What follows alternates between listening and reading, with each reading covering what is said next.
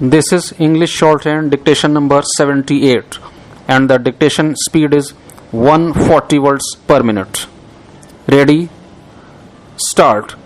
Mr. President, sir, I have come forward to support the resolution, and I would add that I have come forward to urge with all the strength in my power that this resolution be pushed to its conclusion at these sittings. I have considered with very great care all that my colleagues have said in support of this amendment, proposing an adjournment of this discussion until the representatives of the Muslim League and the representatives of the Indian states have joined us. There is only one compliment I have to make against this motion for adjournment. I think that it lacks imagination. I say so without disrespect to my friends.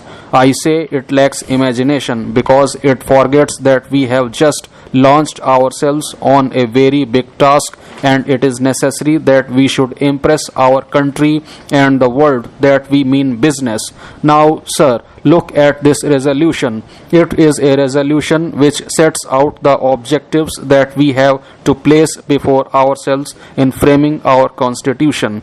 Is such a resolution to be postponed till we reach the last stage of our work in this assembly? Is it not a resolution which must preface everything that we propose to do in this assembly? I think that is a complete answer to this motion for adjournment. The mover and supporters of the amendment have urged reasons for postponing the consideration of this resolution, but in doing so, they have themselves admitted that there is nothing in this resolution to which either of them is prepared to take exception. I appeal to them that if they believe in this resolution, they must pass it at this series of sittings and before we commence real business, and not postpone it till we have practically completed all our business. My honorable friend, towards the close of his speech, suggested that the consideration of this resolution might be postponed only for about a month or so, by the end of which he hoped that the representatives of the Muslim League would have joined us. But what about the representatives of the Indian states?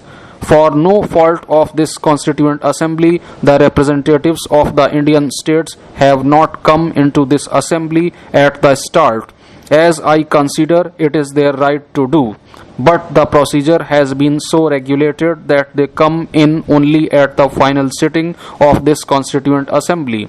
Are we to wait for them? After all, the most vocal objection to this resolution that has come from outside this House has come from people who represent the Indian states. Now, taking the representatives of the Muslim League themselves, are we doing any injustice to them in proceeding with this resolution? Their main objection to what we are doing today is the different interpretation they have put upon the clause relating to grouping. We are not discussing grouping.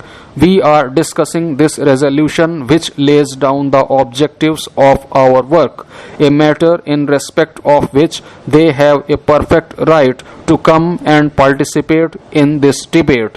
What prevents them from coming and taking their seats here and debating with us here the other questions that we are taking up as a preliminary to the more important work that will follow? Their main objection will arise only when this assembly, towards the end of the first session, proposes to split into sections, and as I shall show in a minute, sir, it is quite possible for them to arise all the issues that they want to raise at that stage. Sir, the question as regards grouping has entered a new phase with the statement made by His Majesty's Government on the 6th of this month, but I would not go into the merits of what they have said in that statement. The only thing I would say is that it is a most astonishing statement to be made by so august a body as His Majesty's Government at this stage of the controversy. Be that as it may, I do not intend to go into its merits. Of course, it is not within the jurisdiction of His Majesty's government to say whether they would accept the federal court's view or whether they would not, because it is entirely out of their hands. The Constituent Assembly makes the reference to the federal court, and it is for the Constituent Assembly to say before it makes the reference that it will abide by the decision of the federal court. What will happen then? Assuming that the federal court's decision is in favor of the view taken by His Majesty's government, what will be the position of those who have taken a contrary view? The only thing they can do in view of all the commitments they have made to individual provinces and communities is to move this assembly for a modification of paragraph 19, which would more clearly express their view. The main difficulty is the method of voting in the sections, as the Secretary of States said in the House of Lords. If you leave paragraph 19 as it is certainly an arguable point that in the absence of any modification of the wording of that clause, the voting must be by individuals and a simple majority would decide the question. It is certainly an arguable point. If we want that voting should be by provinces, it is necessary that we should propose a modification of that clause, and that modification can be done by this assembly on a motion properly made. Now, are we going to do that? I suggest that in view of what has come from His Majesty's government, both in the statement of December the 6th and in the speeches made in the two houses of Parliament, the wiser thing to do is not to send a reference to the federal court, but to take the other course, which I have indicated. That is, you bring up a resolution in this Constituent Assembly proposing a modification of Clause 19, which will provide that the method of voting should be by provinces in the sections, so far as the grouping matter is concerned. The resolution I am suggesting is to be moved in this assembly, and we are to take a decision on it. It is quite possible, and I think it would be an arguable position for the Muslim League representatives to come here and raise the question that such a modification involves a major communal issue.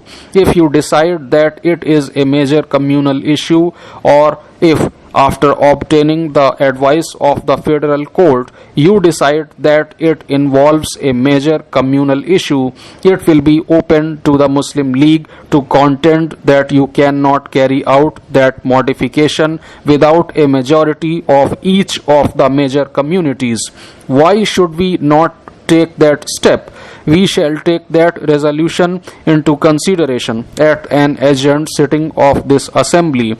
That must be a sufficient indication to the members of the Muslim League to come and occupy their places in this assembly and defeat what they consider to be an unconscionable suggestion from the other side. That is one point I wish to suggest to those who may have to take a decision in this matter. Going to the federal court is absolutely useless, and so far as I can see, it will solve none of our troubles. Then on this main issue of adjournment, I do not propose to deal with the point of law that my honorable friend Dr. Jayakar has taken. I should like only to refer to some of the other criticisms that have been received. Before proceeding to that, I should like to suggest that in considering points of interpretation of the document, namely the statement of May 16, let us not forget that we are not working under a provincial enactment or as members of a provincial legislature or the central legislature working under a statute of parliament. We are in a constituent assembly, and whatever is not said in the document under which we have gathered here is not prohibited to us. we have the residuary powers in full for accomplishing the task which we have undertaken. That being so, what I would suggest is that we should not rivet our eyes to particular clauses in this document.